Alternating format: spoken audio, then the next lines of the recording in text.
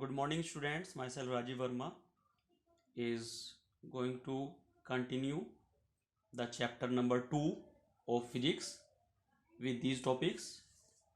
Today, I am going to discuss about the 7 dimensions of the world, dimensions of a physical quantity, dimensional formula, dimensional constants, and the applications of the dimensional analysis.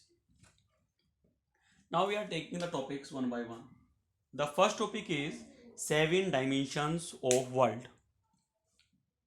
By the dimensions of physical quantities in mechanics, we mean the way it is related to the fundamental quantities as mass, length, time. These are usually denoted by M, L, T respectively, are known as 7 dimensions of the world. मतलब हमने physics के अंदर 7 fundamental physical quantities को study किया है. For example length, जिसकी unit metre हमने पढ़ी है. Mass unit kilogram. Time unit second. Electric current ampere. Temperature kelvin. Luminous intensity candela. Amounts of substance mole. यानी इन 7 बेसिक और फंडामेंटल फिजिकल क्वांटिटीज की ये यूनिट फंडामेंटल यूनिट्स कहलाती हैं, बेस यूनिट्स कहलाती हैं. यहाँ तक हमने पढ़ा है. अगर हम इन्हें कुछ स्टैंडर्ड सिंबल से रिलेट कर दें, जैसा कि डेफिनेशन में भी लिखा हुआ है, तो और उन सिंबल्स को स्क्वायर ब्रैकेट के अंदर इंडिकेट करें, तो दो symbols related with the 7 fundamental physical quantities known as 7 dimensions of the world. For example, for the measurement of length, we are using the unit meter. For this we can use the symbol L. इसके लिए हम क्या symbol use करते हैं length के लिए? L metre unit है और L सिंबल है, और as per the definition it must be within square bracket. यानी अगर हमें बात करी जाती है what is length, fundamental physical quantity, what is the unit of length in SI system metre, what is the dimension of the length, dimensional formula of length, it is L. Similarly अगर हम मास की बात करें तो इसके लिए हम capital M symbol का यूज करते हैं. टाइम के लिए हम कैपिटल T सिंबल का यूज करते हैं. करंट के लिए हम कैपिटल A सिंबल का यूज करते हैं. टेम्परेचर के लिए हम कैपिटल K सिंबल का यूज करते हैं. ल्यूमिनस इंटेंसिटी के लिए CD सिंबल का यूज करते हैं. और मोल्स के लिए MOL मोल सिंबल का यूज करते हैं.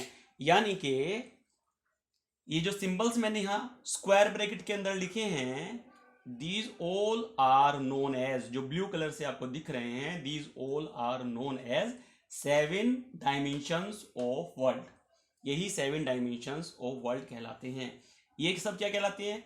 7 फंडामेंटल यूनिट्स. ये क्या कहलाती हैं?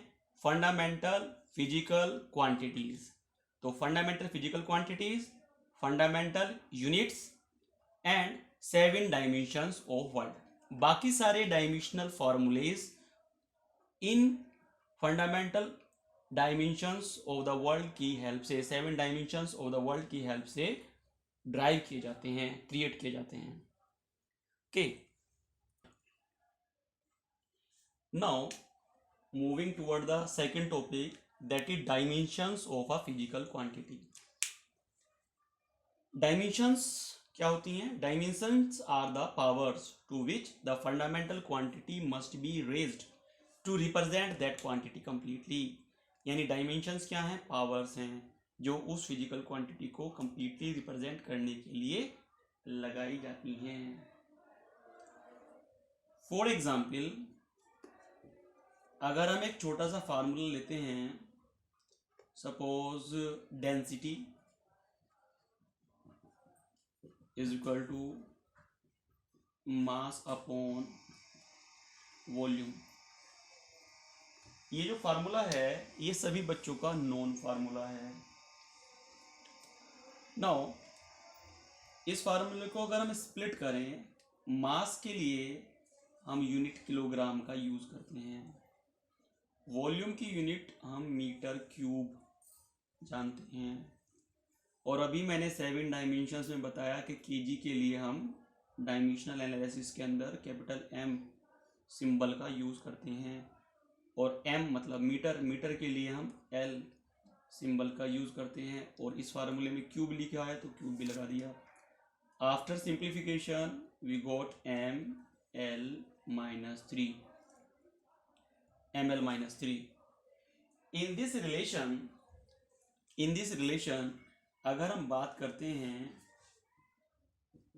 Dimension of density, then it will be 1 in mass. क्यों?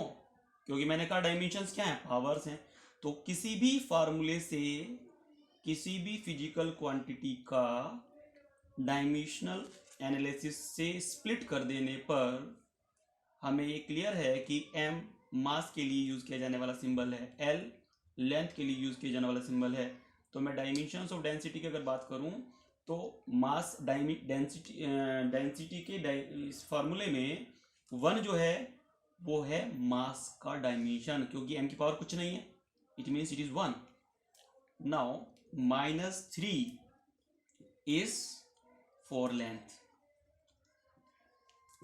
यानी लेंथ के लिए जो डायमेंशंस है वो -3 है। तो -3 पावर है l की, तो ये इसकी डायमेंशन हुई। m की पावर 1 है तो वो उसकी डायमेंशन हुई। तो सिमिलरली अगर किसी भी फार्मूले को हम स्प्लिट करें और उसके अंदर पावर्स को रीड करें तो we will get the dimensions of that particular physical quantity. Okay, now coming to the third topic, dimensional formula. When we express a physical quantity in terms of its dimensions, it is called dimensional of that quantity, dimensional or dimensional formula of that quantity, dimensional formula of that quantity। तो dimensional formula of density जो हमने अभी किया है, this is ml-3t0, यानी m, l और t को उनकी डायमेंशंस के साथ हमने एक साथ स्क्वायर ब्रैकेट में अगर रिप्रेजेंट किया तो ये डेंसिटी का डायमेंशनल फार्मूला कहलाता है। अब इसमें और भी हम एग्जांपल अगर लें, फॉर एग्जांपल एरिया। एरिया जो है it will depend whether it is l into B या पाई r स्क्वायर या साइड स्क्वायर, कुछ भी एरिया का फार्मूला हो सकता है depending upon the geometrical figure, but unit of the area is meter square always, and we know for meter we can use L and it will be L square। तो अगर हम इसको square bracket में L square लिखते हैं तो L square with the dimensional formula of area. इसे standard form में लिखने का तरीका ये है कि m is not there, we can put m0, L square T0, the value of m0 is 1, T0 is 1, it means there will be no effect due to m0 and T0, but this is the way to write the dimensional formula of a given physical quantity। Area एक physical quantity है, फार्मूले बहुत सारे हो सकते हैं, फार्मूले से हम कंफ्यूज हो सकते हैं कि how will write the dimension. तो दूसरा तरीका क्या है, यूनिट पे आ जाइएगा। इसकी यूनिट क्या है, मीटर स्क्वायर। मीटर के लिए क्या यूज करते हैं, एल, तो एल स्क्वायर हो गया, ये डायमेंशनल फार्मूला हो गया। अगर हम आगे बढ़ते हैं वॉल्यूम की तरफ, वॉल्यूम होता है L into B into H, फिर दोबारा से वही कि इट में भी ए क्यूब ऑल्सो, लेकिन यूनिट क्या है इसकी, मीटर क्यूब, इसलिए डायमेंशनल फार्मूला क्या होगा, m0 L cube T0। This is the dimensional formula of volume. Similarly we can also take another example. 2 we have taken already, this is third one, and this may be the density it is equal to mass upon volume and the unit is kilogram meter raised to the power minus 3. That is why its dimensional formula is for kilogram m, meter L, and time is not there, so T0 is the dimensional formula of density. अगर हम और आगे बढ़ते हैं, speed का formula हमें पता है, हमें कोई भी फार्मूला पता हो हम उसका डायमेंशनल फार्मूला निकाल सकते हैं. स्पीड इज इक्वल टू होता है डिस्टेंस अपॉन टाइम. डिस्टेंस की यूनिट मीटर, टाइम की unit second. It is metre second raise to the power -1. Metre के लिए हम लिखते हैं एल, सेकेंड के लिए लिखते हैं हम t-1, LT-1. और जैसा कि मैंने आपको बताया है कि m इज नॉट प्रेजेंट, तो you can put m0 LT-1. This is the dimensional formula of speed. इसी तरह से और एग्जाम्पल्स पे आते हैं. After speed we can take the example of acceleration which is change in velocity upon time taken. Velocity का formula हमें पता है मीटर सेकेंड -1 और टाइम का है second. It is metre second raise to the power -2. या acceleration का directly formula unit लिख दें. मीटर के लिए L, सेकंड के लिए T पावर -2. m प्रेजेंट नहीं है तो m की power 0. This is the dimensional formula of acceleration. और एग्जाम्पल लेते हैं. इस तरह के काफी एग्जाम्पल्स हैं, जैसे मोमेंटम.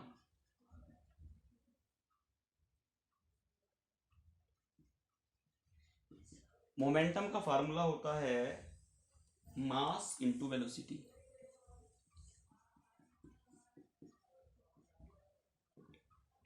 अब हमें क्या करना है, इसकी यूनिट लिखनी है. मास की यूनिट किलोग्राम, वेलोसिटी की यूनिट मीटर सेकंड की power -1.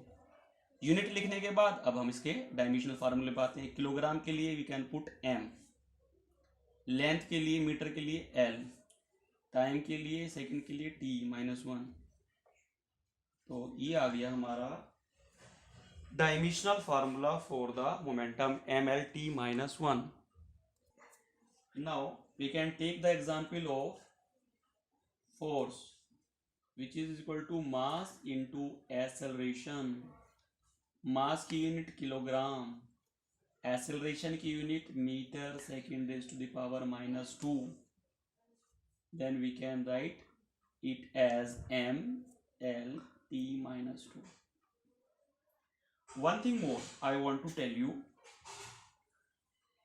it is not compulsory that we should split the physical quantity up to the units. यानी इसी फार्मूले को हम इस तरह से भी कर सकते हैं. By this relation force is equal to mass into acceleration. मास के लिए हमें डायरेक्टली पता है कि मास के लिए हम m सिंबल यूज करते हैं डायमेंशनल फार्मूले को लिखने के लिए. और इससे प्रीवियस फार्मूलों में एक्सेलरेशन हम पहले ही कैलकुलेट कर चुके हैं, LT-2. फार्मूला हो गया it is MLT-2. What it means कि इट इज नॉट कंपल्सरी कि हम सभी फार्मूलों को स्प्लिट करके पूरी यूनिट तक पहुंचे और उसके फार्मूले लिखें. वी कैन यूज द फार्मूले which we are having previously. जैसे एक्सेलरेशन का फार्मूला हम पहले निकाल चुके थे, we can put it directly. और मास हमें पता ही है, डायरेक्टली वी कैन पुट. तो ऐसे भी कर सकते हैं. अब अगर हम आगे बढ़ते हैं तो नेक्स्ट फार्मूला में भी वर्क इज इक्वल टू होता है फोर्स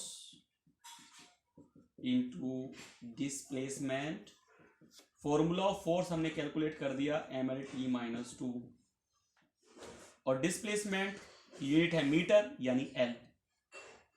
तो ये फार्मूला बना ML²T-2. ये वर्क का डायमेंशनल फार्मूला हुआ. नाउ एनर्जी की यूनिट और वर्क की यूनिट सेम होती है, तो एनर्जी का डायमेंशनल फार्मूला भी वही होगा जो वर्क का है, ml²T-2, और we can calculate by the relation half mv² और mgh। इन फार्मूलों से भी कैलकुलेट कर सकते हैं, otherwise it will be equal to the work.